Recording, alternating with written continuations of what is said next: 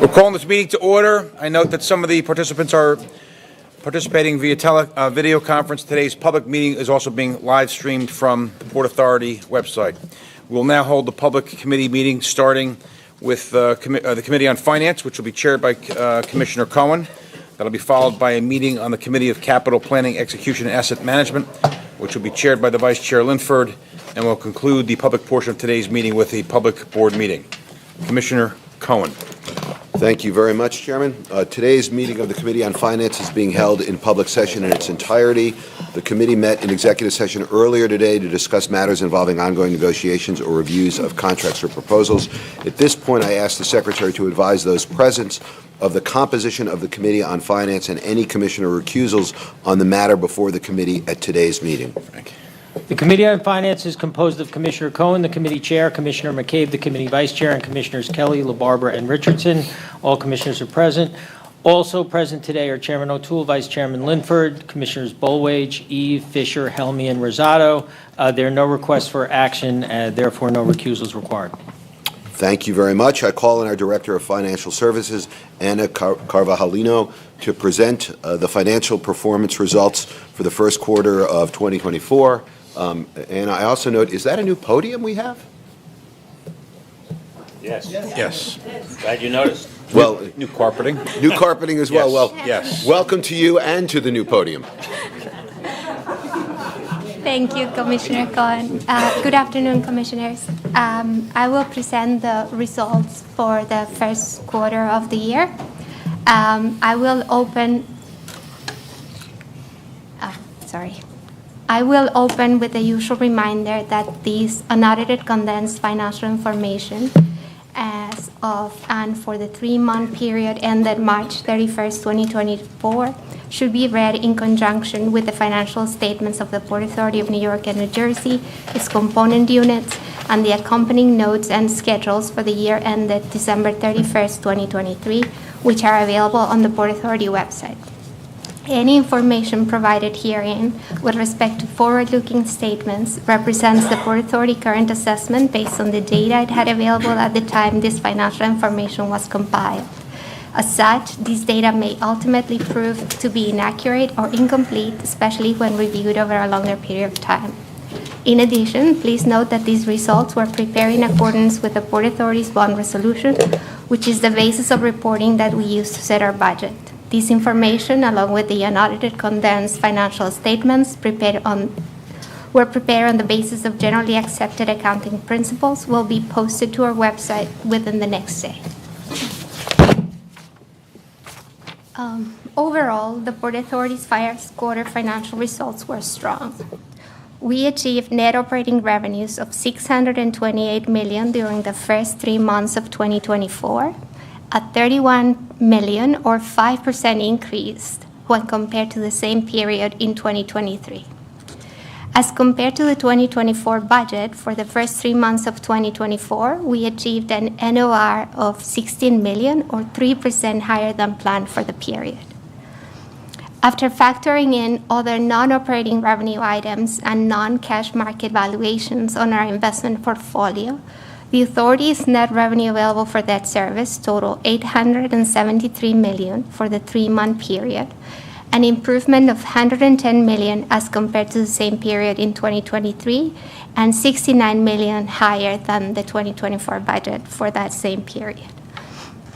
These results are driven by a number of different factors, which I'll discuss in detail as we move through the presentation. So we start with activity. This is an overview of our year-to-date activity at our various facilities. To orient you to this slide and the next, the green line corresponds to the current 3-month period, and the yellow line is the 2023 results for the same period. These slides show you aviation on the left and tunnels and bridges on the right. Our airports continue to experience record volumes. Total aviation passenger volumes for the first quarter were 1.2 higher than 2023 levels for the same period, as more than 32 million passengers traveled through our 3 major airports. As compared to the 2024 budget, for the period, aviation activity was slightly higher than the plan by 0.7%. Moving to our bridges and tunnels, activity during the 3-month period was slightly under 2023 levels, with a total of 28.5 million vehicles at our crossings. Weather this quarter was not as severe as in prior years, but as compared to 2023, there was an uptick in winter-related storms, which led to the slight year-over-year decline in activity volumes, particularly as you can see in January. Total TBNT volumes are currently slightly higher than the 2024 budget at 0.5% for the 3-month period. On these slides, we are showing port activity as well as path on the right. Our ports continue to be one of the top 2 busiest container ports in the nation. Volume for the first 3 months of the year finished 11% higher as compared to the same period in 2023, and also 6% higher than budget. The robust cargo activity in the early part of the year came amid resilient consumer spending and restocking efforts by major retailers. Lastly, PATH, like other mass transit commuter systems in the region, continued to have a slower recovery of ridership since the onset of the COVID-19 pandemic. While PATH ridership for the first 3 months was 12% higher than the same period in 2023, ridership remains at 66% of pre-COVID 2019 activity levels, as indicated by the light blue line in the PATH chart. PATH ridership for the first 3 months of 2024 is 3% under budget. This slide shows the breakdown of gross operating revenues for the first 3 months of 2024 as compared to the same period in 2023 and also to the 2024 budget. Gross operating revenues for the quarter total more than 1.6 billion, which is an increase of 114 million or 8% higher year over year. As compared to 2024 budget, gross operating revenues for the first 3 months were 36 million or 2% higher than planned. The chart depicts the various components that make up our gross operating revenues. The strong year-over-year performance is primarily driven by higher fixed rentals, activity-based revenue, and cost recovery revenues at our airports. Rental revenues of 575 million are 8% higher year over year, and these revenues are primarily driven by increased activity at our airports, as well as new rents associated with the various redevelopment projects at Newark and JFK airports. Aviation fees of nearly 377 million are 14% higher than the same period in 2023. These fees primarily consist of cost recovery revenue we get from the airlines at our airports. The large year-over-year variance was mostly driven by the new agreements that went into effect in January of 2024. Compared to 2024 budget, revenues are in line with or exceeding plan in every category for the 3-month period. Moving on to operating expenses, for the first 3 months of 2024, they were 985 million, which represents an increase of 83 million or 9% year over year. Most of this spending supports the higher activity volumes across our agency facilities. There are a few variances that I want to mention. Employee compensation, which includes benefits, saw a large increase of nearly 30 million or 7% year over year. That was primarily due to post-COVID filling of headcount vacancies that had been vacated due to retirements or attrition.